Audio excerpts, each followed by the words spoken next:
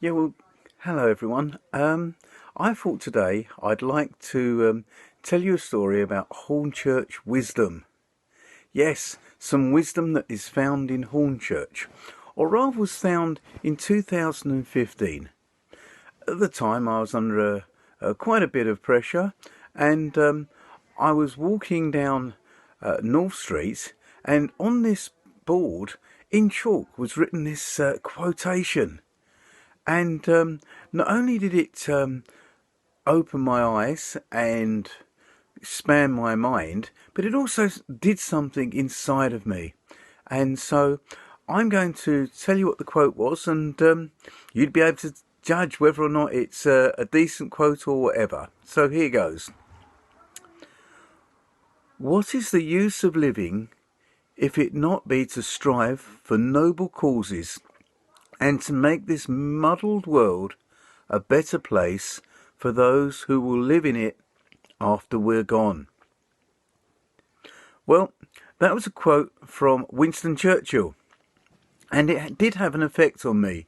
I began not to think so much about my immediate condition, nor my immediate past, but rather the future. And such a long-term view was put forward by the Apostle Paul when he wrote to the Romans and said, "For I consider that the sufferings of this present time are not worth in comparing with the glory that is to be revealed to us." You see, all of us who've decided to follow Jesus have, by our new nature and our new destiny, beginning to live a different life, a life that is aimed towards the future, and we're part of a big plan. And God has invited us into his plan, and it's just going to be amazing. Now, one of the current stories right now is about Raheem Sterling, who's been the best player for England in the current Euro competition. Now, I know that not all of you are football fans, but just to give you a background, that Raheem's dad was murdered when he was 2, and his mum took Raheem and took him to London for a new life. And while in that life, she worked really hard and held down several jobs to help him. And she would, even when he became a footballer, would ring him up just to make sure that he had said his prayers. So, as this story unfolded, there was one person in it that name I'd never heard of, but stuck out to me. This was a man called Clive.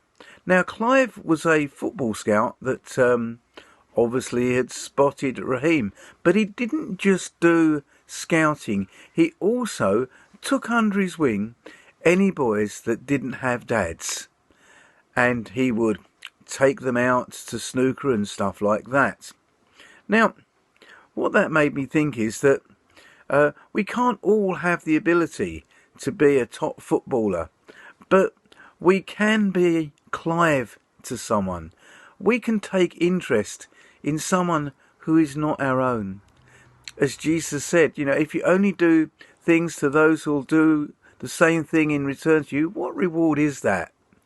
And so I would say that in this time of transition, and we've no idea what's round the corner, and I have never known a time like this, but I would say that with the Lord giving us a big picture view, and with us taking, like Timothy, who was described by Paul as someone who took a genuine interest in people's concern, that with that in mind, we will not only get through whatever is in front of us, but we will look forward to a future of good reward.